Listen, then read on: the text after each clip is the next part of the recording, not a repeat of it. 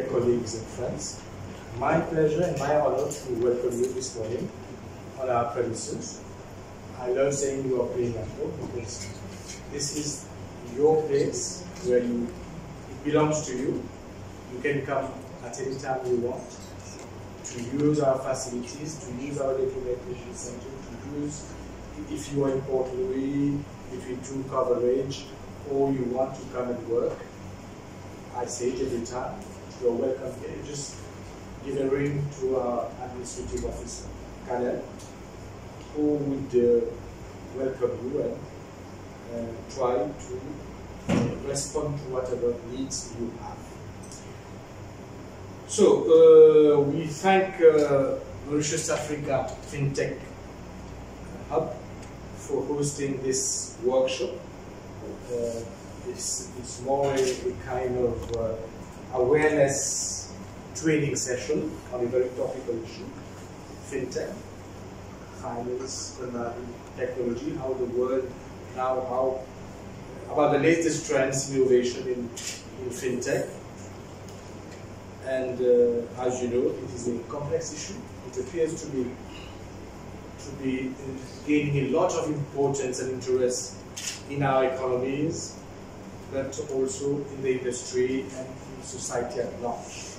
And you'll see the themes that will be canvassed today are very much topical and should be of much interest to you. FinTech industry, there will be an overview.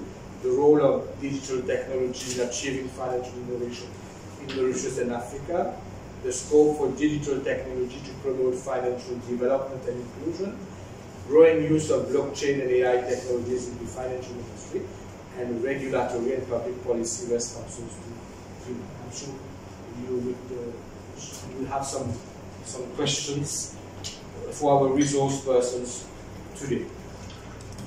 So, many of you are maybe familiar with this subject area, and you might think that you already know quite a few things, but I'm sure you will get deeper and greater insights, new perspectives, angles, new vistas, and more importantly, you will be able to interact with our resource persons, and also with our fellow journalists, your fellow journalists here. And I'm sure this will be very enriching to you. We are a bit late, so I'm not going to dwell more on this, but let me finish by expressing the commitment of Media Trust. You know, the Media Trust, the main objectives, or the prime object of the Media Trust is capacity building, training, development of the competencies for journalists and media professionals. Nous essayons le nouveau board qui a été récemment reconstitué. Nous sommes très actifs, vous avez vu ces derniers jours, ces dernières semaines.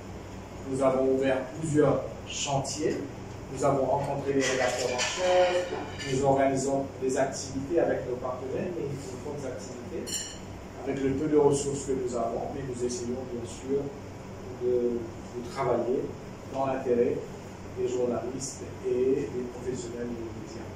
Nous allons continuer sur cette lancée. Nous avons engagé une réflexion profonde sur comment mieux répondre aux besoins de la presse, et ce genre d'activité aujourd'hui, d'événements, est en harmonie avec ce que nous voulons faire.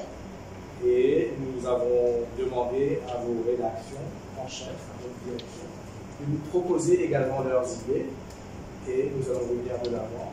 Nous avons un comité qui travaille sur les plans de formation, mais nous allons venir de l'avant avec une stratégie simple de voir comment bien sûr apporter le soutien à la presse. Nous savons que la presse passe par des moments très challenging, il y a beaucoup de défis pour la presse écrite, pour la presse parlée, pour les médias en ligne. Et donc nous sommes là pour venir en appoint à tout ce que nous pouvons, à tout ce que vous avez besoin, et nous allons tout faire, quand je vous dis, avec les ressources limitées que nous avons, pour vous aider. Donc je ne vais pas vous attarder trop, je vais avant de demander à madame de commencer son overview, vous allez faire. On va demander à nos participants de se présenter, si vous le voulez bien. Comme ça, vous avez une idée avec qui vous allez interagir. S'il vous plaît, vous pouvez vous présenter. On peut commencer par Shezad. Bonjour, donc Shezad Joubab, de la journaliste à UBC et aussi membre du Media Trust. Et c'est un sujet qui m'intéresse beaucoup, donc les deux. Donc, je suis là en tant que membre, mais en tant que journaliste. Je suis Victor, journaliste. Et toi? Ahmed Chahia, Information Officer au Government Information Service. Bonjour, Dassar Palassoumi, journaliste en métier. Bonjour, Thomas Lemora, journaliste pour Business Magazine.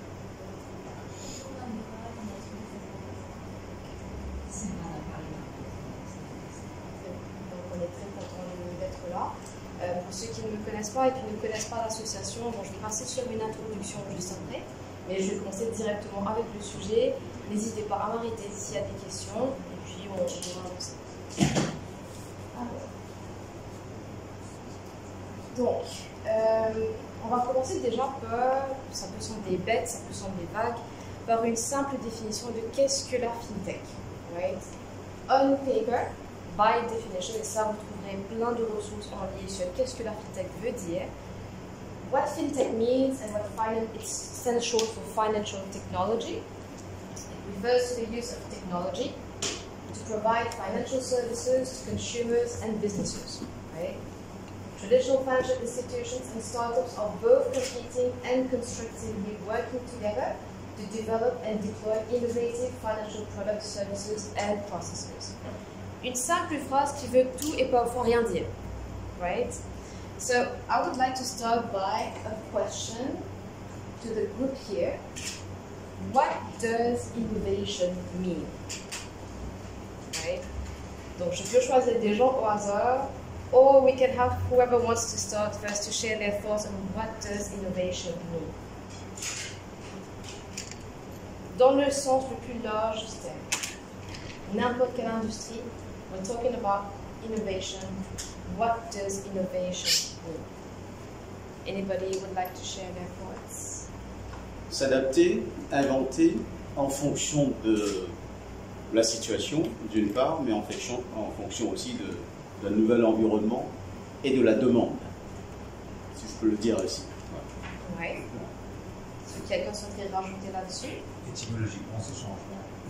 Étymologiquement, c'est changement, oui. Ok. Maybe from this side? Développer ou innover à partir d'une base qui existe déjà.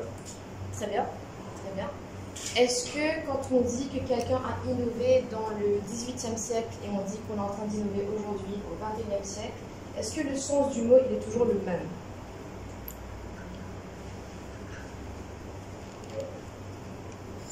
Le sens du mot il est toujours le même. Mais le résultat, le outcome, n'est pas forcément le même. Right?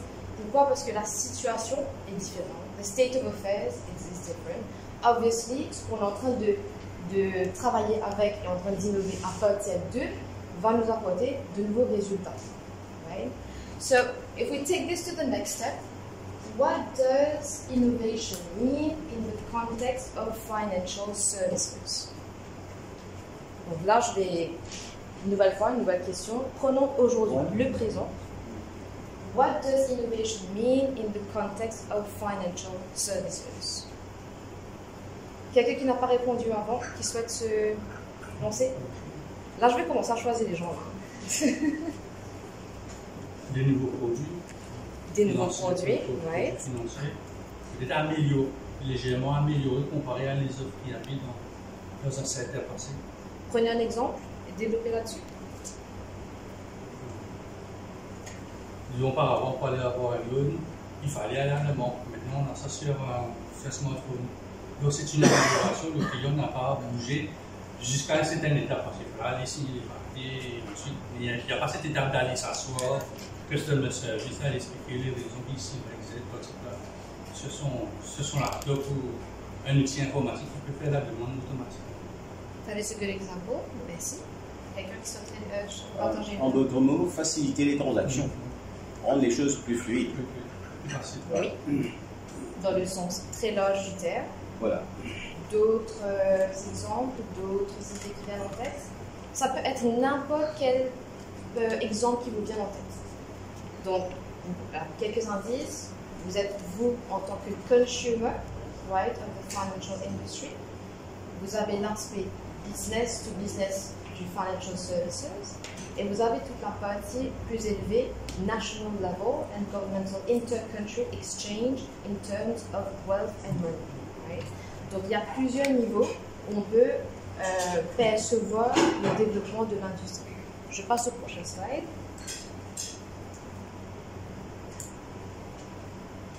Donc, on a vu juste avant une définition de base et très simple, étymologiquement parlant, qui serait applicable dans n'importe quelle époque, on va dire. Right? Donc, sans entendre cela, quelqu'un a présenté pour la première fois un chèque. It was, bon, je vais être trop loin, peut-être 70 ans de cela. This was an innovation at the time. Right? Et puis est venu, par exemple, l'ATM. L'apparition de l'ATM était une innovation dans son temps. Pareil que dans les 10 dernières années, et là forcément, ce qu'on est en train de voir, c'est la venue de tout ce qui est mobile banking and mobile financial services qui est en train de se développer davantage. So, quand on est en train de parler d'innovation, on parle de fintech, we're talking about financial innovation. Quand on parle du développement économique qui est attaché à ce terme-là, it encompasses a wide range of products and services from ATM services, mobile banking, et aujourd'hui on parle de online investment platforms, to the next generation, which is digital currencies, qui est maintenant le nouveau trendy topic que vous commencez à entendre parler de ça, the robo-advisory service, so we're going to the next level, right? Et forcément, ce current wave de financial innovation, ce qu'on est en train de voir se développer, le key term c'est digital technology. Right? C'est vraiment la partie digitale qui est en train de exponentially expand the reach of fintech et le développement de tout ce qui est digital financial services. Tout comme on vient de parler de l'innovation, si on prend ce terme-là une nouvelle fois, what does technology by default mean? Si je prends cette question, on a fait le même exercice plutôt avec l'innovation. Prenons justement maintenant le terme de technology itself. What does it mean?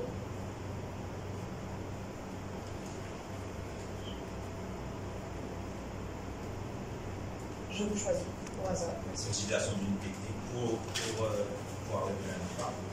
L'utilisation d'une technique pour... Une technique ou d'une stratégie pour pouvoir réduire un impact. Très bien. C'est exactement ça.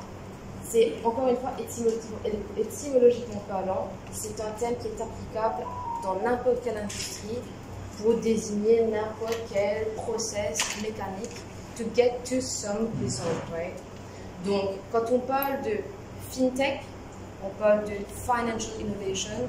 Aujourd'hui, dans le temps dans lequel on est surtout en train de parler du changement du financial services par les méthodes digitales. Right? So this is really just to bring the definition clear as to what we are referring to. Et donc, grâce à ces nouvelles technologies digitales, on est en train de transformer l'industrie des services financiers by the way that we change the way we save, that we borrow, that we invest, that we pay for goods. Donc on a plus de choix, on a plus d'alternatives, on a plus de moyens de transformer avec l'argent. Right?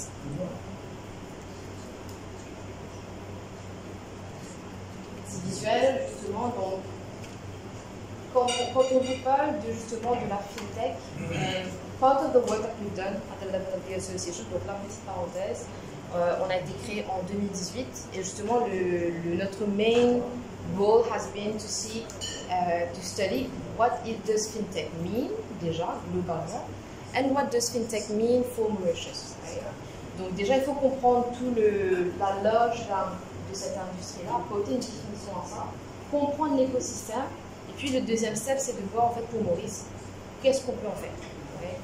Donc, quand on parle de fintech, vous allez souvent entendre des gens parler de blockchain, de digital payments, on parle de digital exchanges, on parle de research in fintech, on parle de digital money, on parle de CBDC aujourd'hui, de Central Bank Digital Currency, online banking, investment et des solutions de crowdfunding qui deviennent de plus en plus populaires.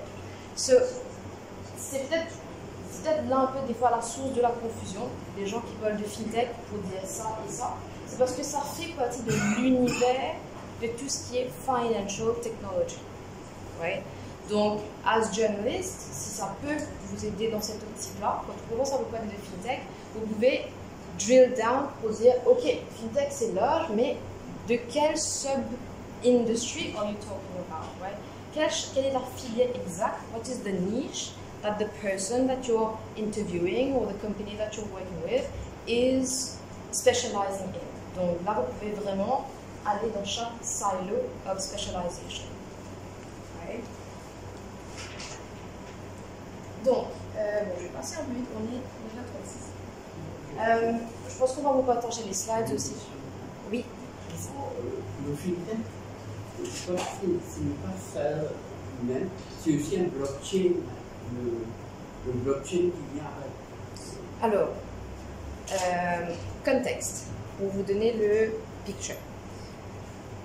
10 ans de cela, on va dire, à peu près 10 ans de cela, il y a ce qu'on appelle le Bitcoin, right, qui a été un mouvement qui a été initié par un groupe, d'ailleurs on a Célina qui va, peut-être je pense qu'elle a le plus de ça tout à l'heure sur l'intervention. Donc il y a la Bitcoin, qui est ce qu'on appelle une crypto, right, qui est à l'époque pas encore reconnue comme une monnaie. C'est une nouvelle technologie justement qui vient sur le marché. Right? La promesse de la Bitcoin was that it's going to shift the way that we bank. It's going to shift the way that we transact money. It's going to decentralize systems across the world. Et est venu poser là justement un nouveau système où on peut voir tous les records de toutes les informations, de toutes les transactions en ligne. Un système comme ça n'a jamais existé avant. Donc, autant la Bitcoin est venue avec une promesse, avec un brouhaha, on va dire, une confusion totale aussi, il est venu aussi prouver le concept, le modèle de ce qu'on appelle la blockchain. Donc, c'est pour ça qu'il y a eu cette vague de promotion, on va dire, pour la blockchain, qui a été initiée par la Bitcoin. Donc, la blockchain elle-même, c'est une technologie. Voilà, c'est une nouvelle technologie. C'est une nouvelle façon de store records on the internet. C'est pas vraiment the internet itself. C'est un nouveau concept. C'est un nouveau. Je cherche le terme le plus simple pour vraiment déconstruire la chose. C'est une nouvelle infrastructure digitale. Voilà. C'est une new infrastructure, tout comme l'internet est une infrastructure, la blockchain est une infrastructure. Et qui régit différemment. From a technical perspective, les deux sont conçus, se gèrent différemment. Et le principe de la blockchain vient faire que, allons dire on est tous sur la blockchain, on vient tous représenter un node in the network. Node, c'est une connexion. C'est une connexion. Voilà. C'est une connexion. Allons dire que moi aujourd'hui je veux faire une transaction. Mais pour pouvoir faire ma transaction, vous devez tous valider ma transaction. Ce n'est pas quelque chose qui se fait manuellement. C'est en amont, vous êtes déjà en train de valider my record, my persons, as part of being this network. Donc, quand vous êtes en train de sign up for a blockchain system, you are signing up to become a validator of that network. Et at any point in time, n'importe qui peut voir les records de n'importe qui. Et tout le monde est un peu garant de l'autre dans ce sens. In the most basic way I can describe it. Et donc, tout ça fait que ce système-là, il est encrypted de cette manière-là. Je ne peux pas déclencher ma validation sans que it goes through your node, which is a key to my transaction, and then it goes through this one, and it goes in a chain. Right? Donc ça, c'est un peu la proposition, le concept de la blockchain. Et la blockchain, du coup, peut être utilisée pour garder des records in terms of transactions of money, mais aussi pour faire des transactions de documents, pour attester des records of ownership, par exemple. Des exemples concrets qu'on a aujourd'hui, c'est tout ce qui est pour les notaires, par exemple, où il y a justement un échange qui se fait entre un buyer et un seller pour un property. Et ça peut se faire sur la blockchain où tout le monde a le record et qui est stock et encrypted, qui ne peut pas être non plus hacked eventually par ce système-là. Donc ça c'est un exemple. J'espère que j'ai pu répondre à votre question ou pas du tout. On pourra y revenir après, effectivement. Oui. Plus en détail. Alors moi je provide le overview, mais vous aurez justement un expert en blockchain et en AI qui aura son intervention à 12 heures. So I would advise you to ask all your deep questions there. Donc